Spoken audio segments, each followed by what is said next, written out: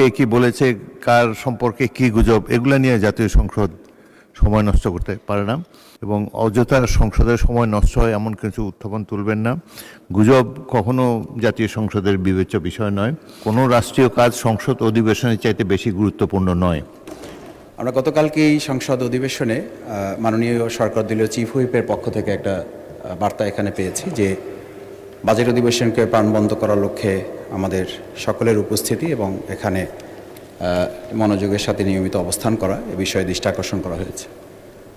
এই প্রেক্ষিতে আমি দুটো বিষয় আমার জানার বিষয়। একটা হচ্ছে যে আমরা শুরু থেকেই তার জন্য প্রাণ খুলে দোয়া করি আমাদের বর্ষিয়ান রাজনীতিবিদ এবং এই সংসদের একজন বিজ্ঞ পার্লামেন্টারিয়ান জনাব মির্জা আব্বাস তার শারীরিক সর্বশেষ অবস্থা সম্পর্কে এই পার্লামেন্ট এখন পর্যন্ত আনুষ্ঠানিকভাবে আমরা কিছু জানতে পেরেছি এটা আমার মনে পড়ছে না। আমার প্রথম কথা হচ্ছে যে এই বিষয়ে তার সর্বশেষ পরিস্থিতি, পার্লামেন্টে তার শপথ গ্রহণ এবং তার শারীরিক সর্বশেষ অবস্থা। দ্বিতীয় হচ্ছে সরকার দলীয় আরও দুইজন সংসদ সদস্য যারা ঋণখেলাপি অবস্থায় আছেন, মামলা চলমান রয়েছেন, সেই বিষয়টিও এখানে সর্বশেষ পরিস্থিতি আমাদের সামনে। আমার মনে হয় আমরা একজন সংসদ সদস্য হিসাবে জানা দরকার যে আমরা এখনও পর্যন্ত পার্লামেন্টে অংশগ্রহণ করা কিংবা না করার প্রশ্নে তারা কী ভূমিকা পালন করতে পারছেন। সেই ক্ষেত্রে জনাব মির্জা আব্বাস মাননীয় সংসদ সদস্য, তার ব্যাপারে যেসব গুজবের ডালপালা আছে শহীদ শেখ আমাদের শরীফ ওসমান হাদির প্রসঙ্গে, এবং সেই গুজবে ঘিতে মানে আগুনে ঘি ঢেলেছে সর্বশেষ মমতা বন্দ্যোপাধ্যায়ের যে বক্তব্য ছিল যে আমি যদি নাম বলে দিই তাহলে বাংলাদেশে এটা নিয়ে উতাল পাতাল হবে। আমার মধ্যে সেই সব প্রসঙ্গগুলোতে আমরা আর সামনে বাড়তে না দেওয়ার জন্যই স্বরাষ্ট্রমন্ত্রীর পক্ষ থেকেও এ ব্যাপারে ব্রিফ আমাদের কাছে আসা প্রয়োজন ছিল। আমি তিনটি বিষয় নিয়ে আসছি। একটা হচ্ছে আমাদের বিজ্ঞ পার্লামেন্টারিয়ান বর্ষিয়ান রাজনীতিবিদ জনাব মির্জা আব্বাস, ওনার বিষয়ে সর্বশেষ জানা প্রয়োজন।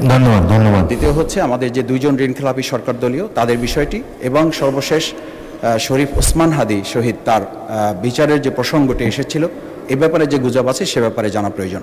অনেক ধন্যবাদ মাননীয় স্পিকার আপনাকে। মাননীয় চিফ বলুন, গুজব সম্পর্কে কিছু বলবেন না। গুজব we don't take any notice. মাননীয় স্পিকার, এই অনেকগুলো বিষয় পয়েন্ট অফ অর্ডার হয় না, আপনি অ্যালাউ করেন না, অনেক সময় হতে পারে, কিন্তু এটা না হলেই খুব ভালো আমাদের। আর উনি একটা কথা বলেছেন যে আমাদের বর্ষিয়ান রাজনীতিবিদ মির্জা আব্বাস সম্পর্কে জানতে চেয়েছেন, এটা আপনি মাননীয় স্পিকার আপনি বলতে পারেন। আর দ্বিতীয়ত হলো যে দুজন মাননীয় সংসদ সদস্য, এটা সাবজুডিস ম্যাটার, এটা কোর্টে আছে। মাননীয় স্পিকার কোর্ট সিদ্ধান্ত দিলেই কেবল সিদ্ধান্ত হবে, এর আগে তো মানে এ বিষয়ে কোনো কিছু বলার সুযোগ নেই। তা আমি মনে করি মাননীয় স্পিকার বাইরের বিষয়গুলো যেগুলো প্রয়োজনীয় নয় সেগুলো আমাদের পয়েন্ট অফ অর্ডারের নাম বলে আমাদের পার্লামেন্টের সময় যাতে না যায় সেদিকে আপনি দৃষ্টি রাখবেন। ধন্যবাদ মাননীয় স্পিকার। ধন্যবাদ। আমি বলতে যাওয়ার আগেই আপনি বলে ফেলেছেন এগুলো কোনো পয়েন্ট অফ অর্ডার না। তাছাড়া বলতে চাই জনাব মির্জা আব্বাস আমাদেরকে চিঠি দিয়ে জানিয়েছেন তার অবস্থা ক্রমাগত ভালো হচ্ছে, তো যথাসময়ে সুস্থ হলে তিনি এখানে আসবেন। বাকি গুজব কে কি বলেছে, কার সম্পর্কে কি গুজব, এগুলো নিয়ে জাতীয় সংসদ সময় নষ্ট করতে পারে না এবং সুতরাং পয়েন্ট অফ অর্ডার বলার সময় আপনারা চলমান বিষয়ের উপরে কিছু বলবেন এবং অযথা সংসদের সময় নষ্ট হয় এমন কিছু উত্থাপন তুলবেন না। গুজব কখনো জাতীয় সংসদের বিবেচ্য বিষয় নয়। আর তাছাড়া যেসব বিষয় সাবজুডিস আদালতে চলমান আছে সেগুলোর চূড়ান্ত সিদ্ধান্ত জানার পরই জানানো হবে। কোনো সংসদ সদস্য যদি সদস্য পদ চলে যায় যথাসময়ে সংসদ থেকে সবাইকে জানিয়ে দেওয়া হবে।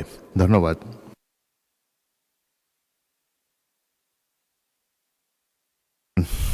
মাননীয় বিরোধী দল নেতা। ধন্যবাদ মাননীয় স্পিকার। সংসদটা আমাদের কাছে জাতির আমানত এবং প্রথম দিক থেকেই আপনি আহ্বান জানিয়ে এসছেন আমরা সবাই যেন পার্টিসিপেশন করে এই সংসদটাকে প্রাণবন্ত রাখি। দুটা জিনিস এখানে লক্ষণীয়, যেটা সংসদের মেজাজের সাথে যায় কিনা আপনি সিদ্ধান্ত দেবেন। একটা হলো যে গুরুত্বপূর্ণ ব্যক্তিরা সংসদ সদস্যদের কথাগুলা যাদের নিজের কানে সরাসরি শোনা দরকার, বিশেষ করে মন্ত্রিপরিষদের সম্মানিত সদস্যবৃন্দ, অনেক সময় দেখি যে মন্ত্রণালয় সম্পর্কে কথা বলছে সেই মন্ত্রণালয়ের সংশ্লিষ্ট কেউ এখানে উপস্থিত নেই। তো এই যে অনুপস্থিতির একটা ব্যাপার, বিশেষ করে সিনিয়র লিডারদের, এইটা আমাদেরকে আহত করে। 2 নম্বর, সংসদ চলাকালীন সময় মাঝে মাঝে আমরা লক্ষ্য করি কোনো কোনো জায়গায় 4-5 জন মিলে আরেকটা মিটিংয়ের মতো চলতেছে। একদিকে সংসদে গুরুত্বপূর্ণ আলোচনা হচ্ছে, আপনি নিজে অ্যাটেনশন দিচ্ছেন, আমরা বুঝার শোনার চেষ্টা করতেছি, আবার ওইদিকে এগুলোও চলতেছে। এগুলাতে সংসদের ডিসেন্সি যেমন নষ্ট হয়, তেমনি আমরা যারা সংসদকে অনুসরণ করার চেষ্টা করি আমাদের মনোযোগও নষ্ট হয়। এই বিষয়ে আপনি কিছু বলবেন কিনা, কোনো উদ্যোগ নেবেন কিনা? ধন্যবাদ মাননীয় স্পিকার। ধন্যবাদ বিরোধী দলীয় নেতা।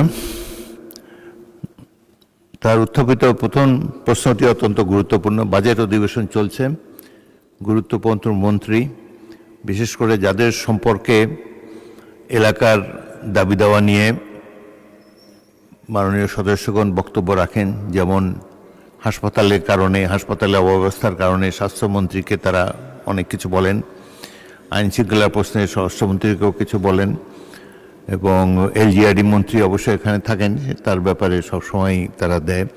তবে কালকে এই প্রশ্নটি আলোচিত হয়েছিল এবং মাননীয় চিফ হুইপ বলেছিলেন যে তারা রাষ্ট্রীয় কাজে ব্যস্ত। তো যাই হোক, আমি আবারও আজকে তাগিদ দিলাম, কোনো রাষ্ট্রীয় কাজ সংসদ অধিবেশনের চাইতে বেশি গুরুত্বপূর্ণ নয়। সকল রাষ্ট্রীয় কর্মকাণ্ডের মধ্যে সংসদ অধিবেশন সবচাইতে বেশি গুরুত্ব পায়, and it takes precedence over any other business of the state. সুতরাং আপনি মাননীয় মন্ত্রীদেরকে বলবেন তারা যেন সংসদে যথাসময়ে আসেন, সংসদ সদস্যদের যেসব বক্তব্যে তাদের মন্ত্রণালয় সম্পর্কিত কথা তারা বলেন সেগুলোর ব্যাপারে তারা অন্তত শুনবেন এবং যদি সম্ভব হয় তার প্রতিকার করার চেষ্টা করবেন।